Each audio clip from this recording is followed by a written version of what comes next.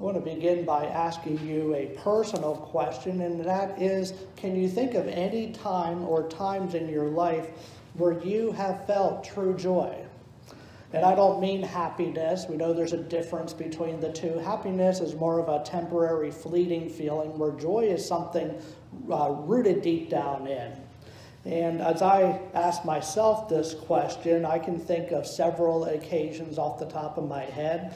When I graduated high school and graduated college, both times I felt true joy. I'd accomplished something and I could move on with a new chapter of my life. I felt true joy when I got engaged and when I got married too. I felt true joy when both of my children were born. And to be completely honest, I even felt joy back in 2008 when my favorite baseball team, the Phillies, won the World Series for the first time in 28 years. You know, they're not like the Yankees who do it every year. And I felt joy just a couple years ago when my Eagles won the Super Bowl for the first time ever too. And if I would have known how they would be now, I would have been even more joyful, because I know it wouldn't last. We feel joy at different levels, depending on the circumstances. And the thing about joy is it's not always like an on-off switch, where it's either all on or all off. It's more like the rheostat, you know, on the wall, the little knob. You can turn it, you know, degrees up or down. So again, you don't necessarily feel all of it. Oftentimes it's somewhere in between, maybe a little more one day, a little less the next day. For me, I felt a different amount of joy in each of those circumstances that I mentioned to you, from graduating to getting married to having kids and so forth. And since this is the third Sunday of the Advent season, we're focusing on joy. And this morning, we'll take a look at the wise men, who also known as the magi. And they came from the east in order to honor the Christ child that they had been waiting for. And interestingly, of the four Gospels, Matthew, Mark, Luke, and John, Matthew is the only one who mentions the magi at all. So we have actually very little information from the Bible on them. There's also a lot of details that people tend to get wrong too. For instance, the Bible doesn't tell us there were three wise men. We sing, oh, you know, We Three Kings of Orient Are. Nothing wrong with that hymn. There could have been three, but the Bible doesn't say three. It just says men. So men is a plural word. There could have been two. Could have been 3, 4, 5, a dozen, 100, 1,000. Probably not 1,000, but the point is, we don't really know. We just know there was more than one. Also, people think that the wise men appeared in the stable the night Jesus was born. That is not true. Even some Christmas pageants in the church depict them there, but it's wrong. It's not what the Bible says. All you have to do is open up Matthew chapter 2 and you'll get the details. You know, I don't know any hidden information here. Everything is what I read from the Bible. It says that they showed up at the house, not at the stable. And they certainly were not there the night Jesus was born. And there's reasons why that would have happened. Now that I hopefully corrected some common misconceptions, we'll go to the Bible. We'll go to the Gospel of Matthew and see how these wise men reacted upon seeing the star in the sky. So if you're following in your pew Bible, it's page 681. It's one of those pages where the page isn't numbered, but we will read from verse 1 through 12 in Matthew chapter 2. The word of the Lord says, "After Jesus was born in Bethlehem in Judea, during the time of King Herod, magi from the east came to Jerusalem and asked, 'Where is the one who has been born King of the Jews? We saw a star in the east and had come to worship him.' When King Herod heard this, he was disturbed, and all Jerusalem with him. When he had called together all the people's chief priests and teachers of the law, he asked them where the Christ was to be born. 'In Bethlehem, in Judea,' they replied, 'for this is what the prophet has written. But you, Bethlehem, in the land of Judah, are by no means least among the rulers of Judah, for out of you will come a ruler, who will be the shepherd of my people Israel." Then Herod called the magi secretly, and found out from them the exact time the star had appeared. He sent them to Bethlehem and said, "Go and make a careful search for the child. As soon as you find him, report to me, so that I too may go and worship him." After they had heard the king, they went on their way, and the star they had seen in the east went ahead of them until it stopped over the place where the child was. When they saw the star, they were overjoyed. On coming to the house, they saw the child with his mother Mary, and they bowed down and worshipped him. Then they opened their treasures and presented him with gifts of gold and of incense and of myrrh. And having been warned in a dream not to go back to Herod, they returned to their country by another route. May the Lord's blessing be added to the reading and the hearing of his holy word.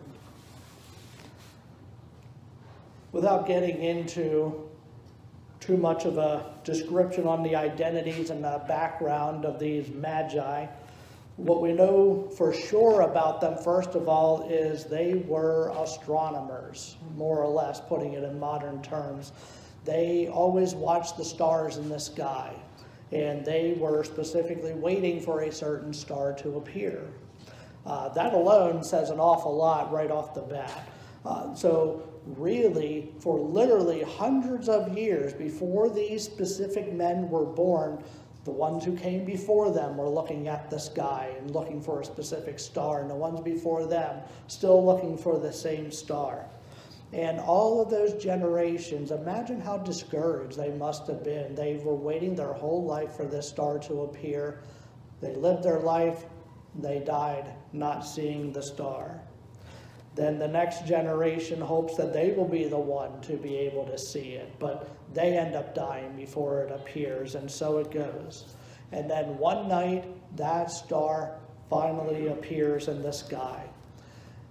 I can't even imagine the joy in their hearts as of that moment. They knew that it signified that the baby king was finally born. So the only thing left to do is go and find him so they can worship him in person. So the verse I'd really like to focus on this morning is verse 10. And that's the verse that reads, "When they saw the star, they were overjoyed." So I don't want to bore you with a lot of unnecessary details, but there is an interesting word study going on there. In the original language, you could also translate it as overjoyed, as having great joy. And in the Old Greek, it is megas kara. I guess I'm pronouncing that correctly. We should be familiar with the first part of that, mega, or megas. Okay, big or great. People flock to gas stations every now and then to get a lottery ticket to win the Mega Millions. That's the same word we're talking about here. Or department sales advertise a mega sale. Everything must go, everything's discounted, that kind of thing. It's the same word mega as megas kara, and that's where we get this concept of great joy.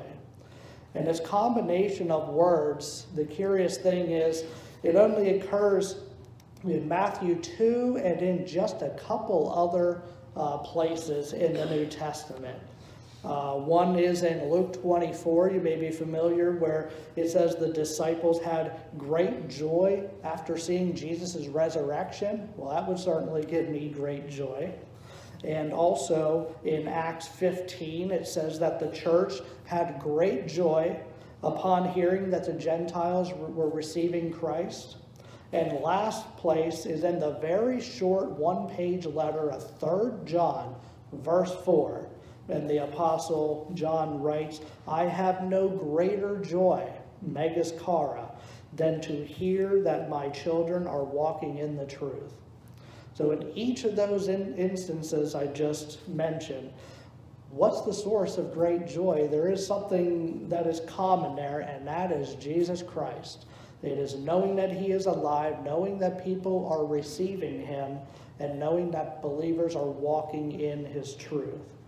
These are the things that are not so much coincidentally at the core of the Christian faith, and they're the same things that ought to give us great joy to this day.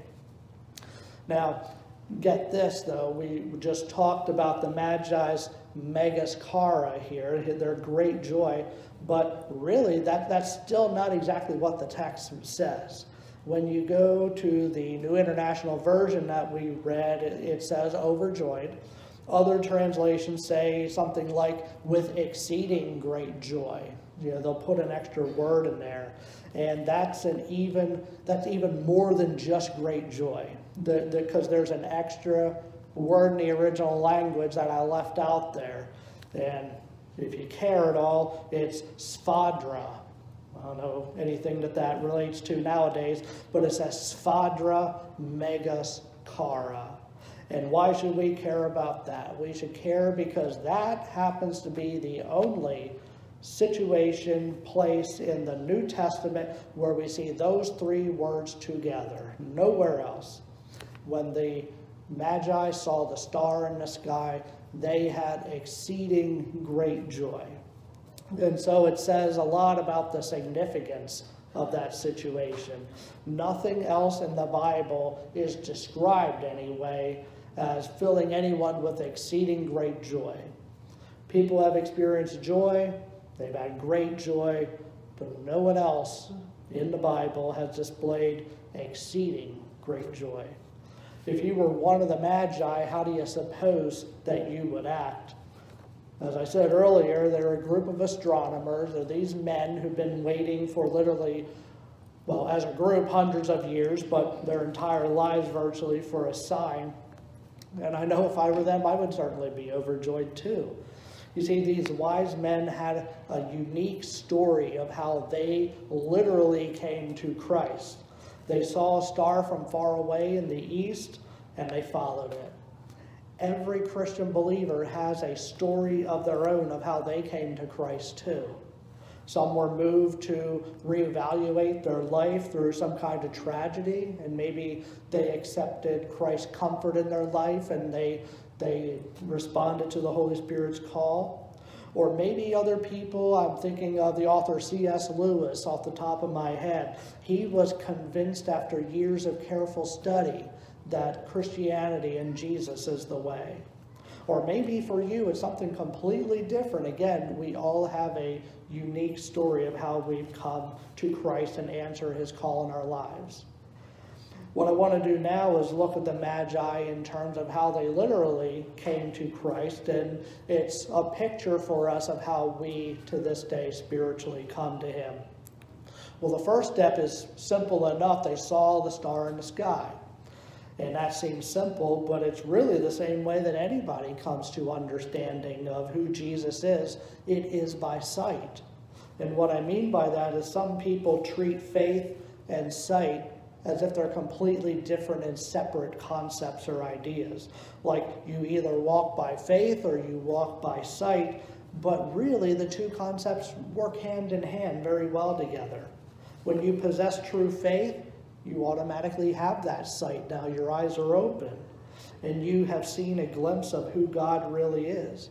There is the saying out there, seeing is believing. Well, in reality, the reverse of that is even more true, that believing is seeing.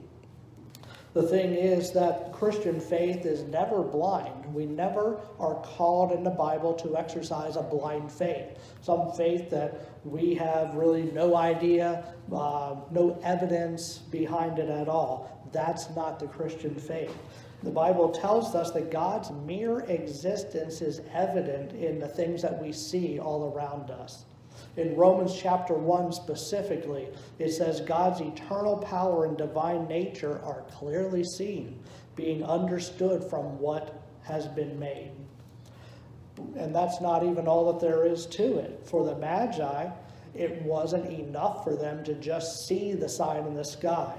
That drove them to act upon it and to make that trip to Jerusalem and then to the house of Joseph as they were directed after that part to Joseph and Mary to see the newborn king.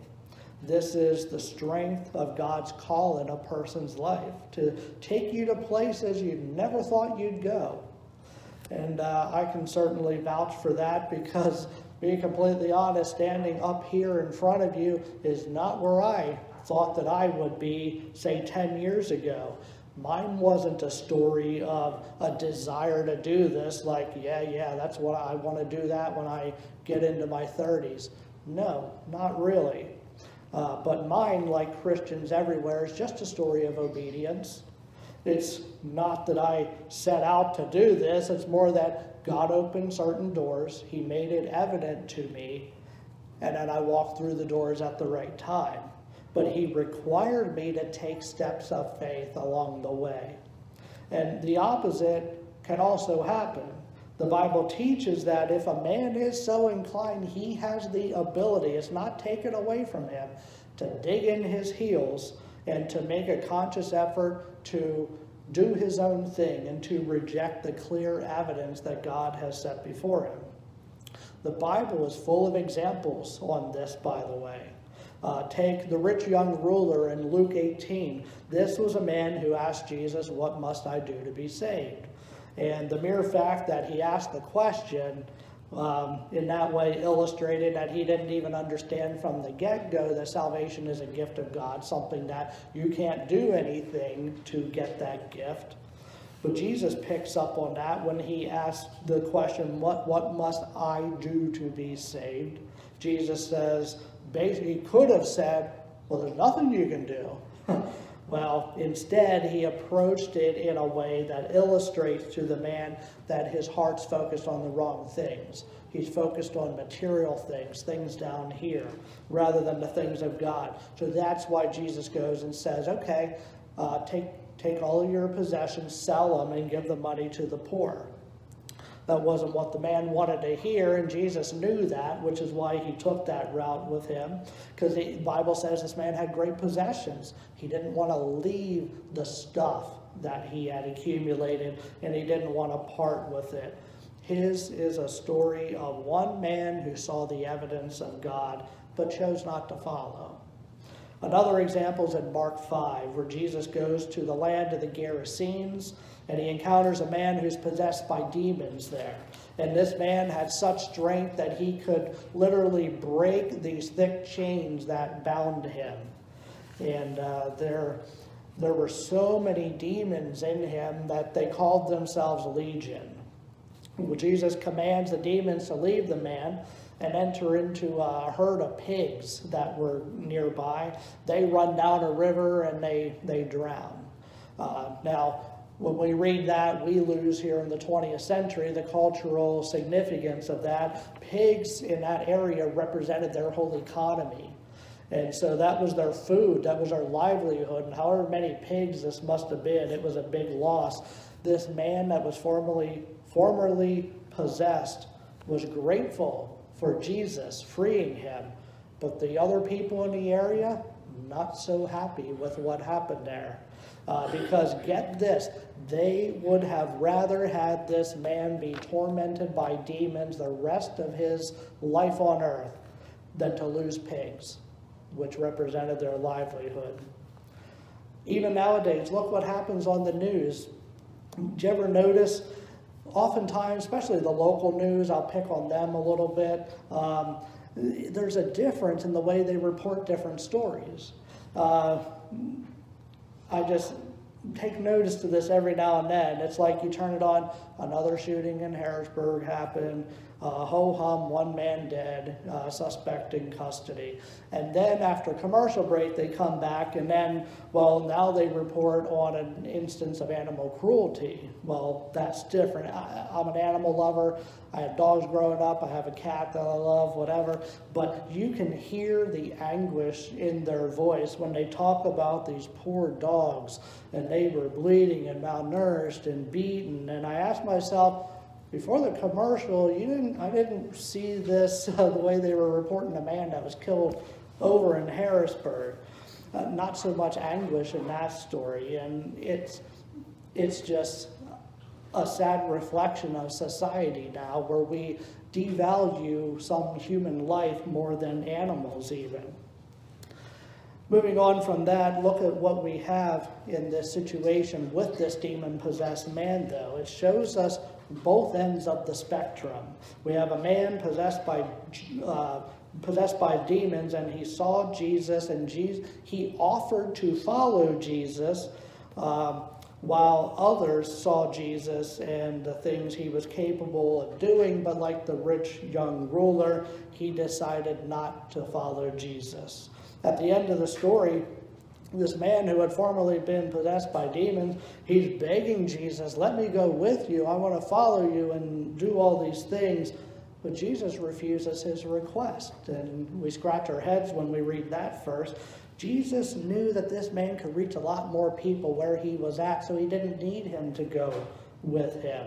There were so many people who were, so upset that pigs were killed rather than this man being freed from demon possession. What better witness is there than this man, that every day he can say, I was that man. You put chains on me. I broke them because these demons gave me that power. And here I am in my right mind. I'm speaking rationally, One day he's like Ozzy Osbourne, and the next day he's like Donny Osmond. You're going from one to the other here. And Jesus came into my life, and he freed me, and he can do the same for you. So even though he wasn't following Jesus by traveling around with him, the man was still set up to follow Jesus every day by doing the work Jesus assigned for him to do. They're just some examples of how people see Jesus and they're compelled to follow him, while others see the examples and they don't follow him at all. They actually reject him. Well, the magi are people who respond positively to that sign. And we see evidence of this because their hearts were filled with exceedingly great joy. They were overjoyed by the sight of this star, and they knew what that represented. It also shows us the lengths to which a person can go whenever they are determined to follow Jesus. It was a very long trip for them. Some experts say it could have taken a year or two for them to travel that distance. But they follow a pattern here. They see, they follow, they worship. And it repeats. First they saw the star in the skies, then they followed the star, then they arrived and they bowed down and they worshiped. God's plan for our lives always involves worshiping him, by the way. The Magi are an amazing case study, even though there's precious little in the Bible to tell us about them. Again, for hundreds of years, they knew there was something more, and they were waiting for that, kept constantly keeping their eye on the sky for that star, not so much paying attention to the things going on down here on earth. In every generation since the beginning, man is always searching for something more than himself. Even people who reject God, they know deep down in that there is something more than what they are letting on. And I turn on TV, reality shows. I call them unreality shows because most of them aren't very realistic at all. And they show a lot of things often from the perspective of a fallen, unredeemed world. But once you're looking at life through the lens that God has given you, it's easy to see how lost these folks are. And it is a shame. You can tell they need Jesus in their lives, and that's the only way they're going to have true joy. You can see how people are searching to fill a void in their life and give their lives meaning. So I am convinced that this is a perfect time more than ever to preach the gospel and reach the younger generation. It's clear that a lot of them are not satisfied with their lives, and they're willing to some of them are willing to go on TV and express that. All they need is someone to come alongside of them and to lift their head, tell them, stop focusing on what's down here, look at what's above. There's something much better than what you are focused on, and point them to that star that leads to Jesus. But again, seeing the star is only the first step. From that point, it's up to them to follow and then to worship. But they won't do it first without some help along the way. So I want to close it by addressing anyone here who might happen to be a born-again Christian, and I hope that would be all of you here.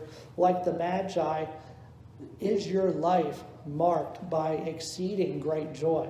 And if not, why not? What's holding you back? What's getting in the way? You've seen something better than the star. We've seen Christ from an even better perspective, looking back from this end of it. And so we have a much better perspective. We have the benefit of the crucifixion and the resurrection, by the way. And our job now is to bring people to Christ while there's still time to do so. Just as the Magi were compelled to pack up and follow the star, we should be compelled to follow Jesus wherever he leads us. The joy we feel as followers of Christ should be magnified at Christmas time, around the Advent season. Don't keep the joy to yourself. Use it as a gift to give to others, and Christmas time is certainly a great time to do so. And don't forget that the joy that Christ gives us is not just any joy, it is exceedingly great joy. That's what Christmas really is all about. It's God coming in the flesh, humbling himself, living among us for the only purpose that he could die for us.